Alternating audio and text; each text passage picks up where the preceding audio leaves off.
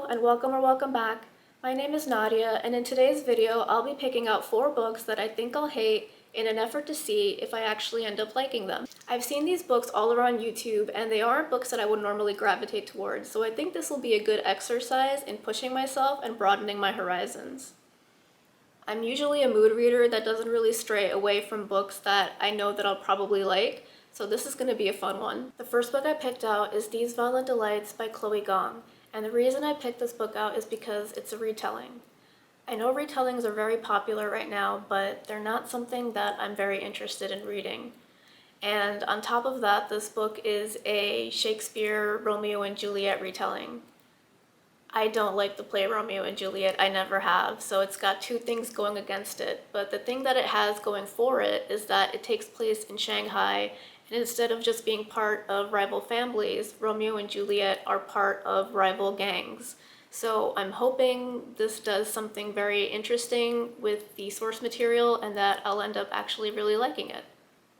Continuing on the Shakespeare theme, the next book I picked out was If We Were Villains by M.L. Rio. And the reason I picked this book out is because it gets compared a lot to Donna Tartt's A Secret History. I recently read A Secret History and I ended up not liking it very much at all. I thought it was overhyped and more than a little boring. But I'm interested to see whether If We Were Villains actually ends up being better than A Secret History, because the premise of A Secret History was interesting to me, even if the execution turned out to be boring. So I'm hoping to see that the execution in If We Were Villains is actually a lot better. The next book I picked out is Bunny by Mona Awad, and to be completely honest, I've picked this book because I don't know anything about it beyond the fact that it's about a group of graduate MFA students that call each other Bunny. And that sounds interesting. I don't think I would actually pick this book up normally, but I want to give it a shot, so let's see what it's about. And the final book I've picked out is My Year of Rest and Relaxation by Otessa Moshfegh, and this book just sounds like it's going to be very depressing, and I tend to stay away from things that are depressing lately, especially because the old mental health is little shaky sometimes, so I'm willing to give this book a shot, if only because I'm hoping that it's cathartic in some way. Everything about this book screams that I kind of wouldn't like it. Even the cover kind of irritates me, so this one is the one that I'm most dubious about, but I'm willing to give it a shot. So I'm going to film this video vlog style and give you updates as I read through each book, and then I will come back at the end and round up all the books to let you know which ones I actually ended up liking, if any, and which ones I ended up hating, if any. And we'll see how accurate I am when it comes to figuring out books that I think I'll hate. Hello. So I have read samples of all 4 of the books, and right now it's between Bunny and These Violent Delights as my first book. Bunny because I think it'll be a quick read, and These Violent Delights because I liked the setting. But to be completely honest, none of the samples really blew me out of the water. I'm kind of dreading reading any of them right now, but yeah, I think I'm gonna go with Bunny. I'm gonna go with Bunny because I kind of want to get it out of the way as well. Okay, so Bunny is the first book I'm going to read. Here we go. This book is weird. Yeah, that's all I can say so far for now. I am on page 93, 33% in, and something just happened that made my jaw drop open, and yeah, this book is about a group of female grad school students who call each other Bunny, and we have our main character Samantha, who is on the outside of this group, but then suddenly the group wants her to join, and she kind of gets involved in their very weird world. And yeah, at first I was a little dubious. I wasn't really enjoying myself, but now I think I'm pretty invested in what happens. I'll update you later, but yeah, something really interesting just happened. So I just read Bunny in one sitting, and holy crap, did this book just like spiral into something I was not at all expecting. Like, for the first like 80 or so pages, I was just like, all right, I don't think I'm gonna like this book. This is a little weird. And then like one bomb drops, and then from there on, it just kept spiraling, and it just went like off the rails. I'm still not sure what I've read. Wow, what a book. Yeah, I'm a little blown away. I think I need to process it for a little while, but yeah, I finished it. And I think it's time for me to pick the next book, which I think, because I was debating between Bunny and These Violent Delights at the beginning, I think I will just read These Violent Delights next. But I think I will think about Bunny for quite a long time. That was, wow, just wow. Hello, it is the next night. It is Monday night, and I am 101 pages into These Violent Delights, and so far, I'm a little bored. So far, we have a supernatural creature of some sort that is in the river in Shanghai and is causing some kind of madness to travel from person to person, where they freak out and start clawing at their necks until they expire. That sounds like it should be more interesting than it is. Like, I feel like I should be hooked to this mystery and like what's going on, but I'm not really. And yeah, I hope there's something more to this, because like, I mean, Roma and Juliet are interesting. I don't necessarily like Roma very much. I like Juliet. I think that she's really cool. But I mean, there's a point of contention between them right now that I can just see the shape of the resolution to, and I'm hoping it's not that easy of a resolution. I'm hoping it's not that predictable of a resolution. But yeah, I don't know. I don't know about this book. I'm gonna keep going, but yeah, so far I'm a little bored. Hello, it is Wednesday evening. I didn't record an update yesterday, but I have to report that I DNF'd These Violent Delights. I thought it was incredibly boring, and I kept trying to force myself to continue on, but I could feel myself falling into a slump, and I didn't want to do that, so I've DNF'd it and put it aside and moved on to My Year of Rest and Relaxation by Otessa Moshfegh, and I'm about 55% into that book right now, and so far it's been a pretty quick read because mostly she's been asleep during her year of rest and relaxation, but it's starting to pick up now a little bit, so I'm hoping something interesting happens. But yeah, I think I'll be able to finish that book either tonight or early tomorrow, and I will report back if anything else interesting happens. So yesterday I finished My Year of Rest and Relaxation, and it was very story you find in a magazine while you're sitting in the doctor's waiting room, and you read it because you have nothing better to do, because you've been waiting there for an hour and they won't call your name, but you have to stay there because it's a very important appointment. I don't know why I went into such detail there, but yeah, it was very kind of dreamlike and a little boring, if I'm completely honest. I don't fully know how I feel about it, but I'm gonna think some more on it and see if I can form some better thoughts. In the meantime, I am going to move on to If We Were Villains finally, and I am most nervous about this one. So let's see what happens. So I just finished If We Were Villains by ML Rio, and if you'll remember, I said I was the most scared to read this because I was afraid of the comparisons between it and A Secret History. But it turns out I needn't have worried, because the only things that they have in common are the fact that it's about a group of students at an elite college and there's a murder, and that's kind of where the similarities end. The characters in If We Were Villains were much stronger and much more fleshed out and less caricature-like than the characters in A Secret History, at least to me. And I thought overall the story was way richer and much more arresting to read.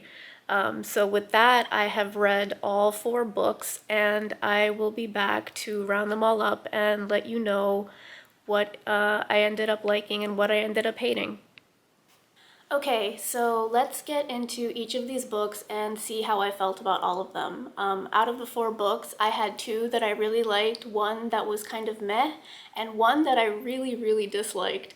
The one that I disliked, I was the most shocked about because I thought that was the book that was going to defy my expectations and turn out to be something I really liked, so I was pretty surprised about that. But let's get into it. The first book I read was Bunny by Mona Awad, and this book is about Samantha, who is an MFA student at a prestigious college, and in her cohort we have a group of 4 or 5, I think it's 4 or 5 female students that call each other Bunny.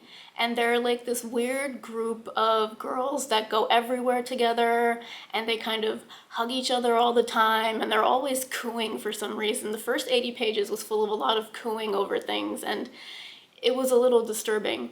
But yeah, so these girls slowly invite Samantha into their circle, and everything kind of changes at that point, and it goes off the rails. The first 80 pages of this book, I was wondering what I was reading because I thought it was a little boring. And then about 100 pages in, it drops a bomb on you. And from there, it just does not let up. There is a tonal shift. There is a shift in narration. There is just this crazy ride of a story that begins around page 100 that just does not let up until it stops at the end. And it's weird, it's psychotropic, it's trippy, it's just off the wall, it's full of imagery and metaphor and just really, really interesting. I read it in one sitting because it kind of gripped me that much.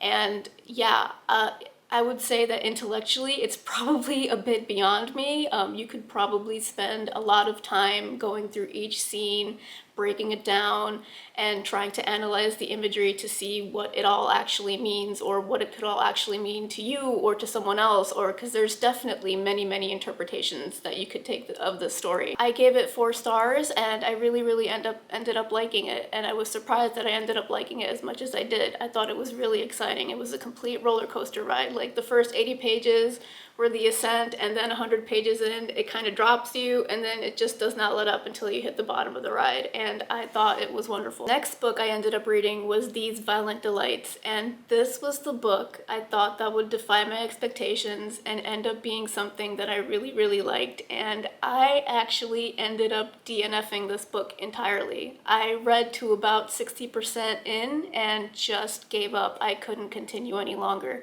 This book is a Romeo and Juliet retelling where instead of just being from rival families, Romeo and Juliet are part of rival gangs in 1920s, I believe. Yeah, 1920s Shanghai. And on paper, that sounds so interesting. I can't believe it was as boring as it was, but I could not get invested in any of the characters or any part of the story, even the central mystery, which when described sounds so interesting. There's a monster in the river in Shanghai that is infecting people, and when they get infected, they go through something called the madness, where they start clawing at their own throats and rip their own throats out until they basically die. And somehow this book manages to make that incredibly boring.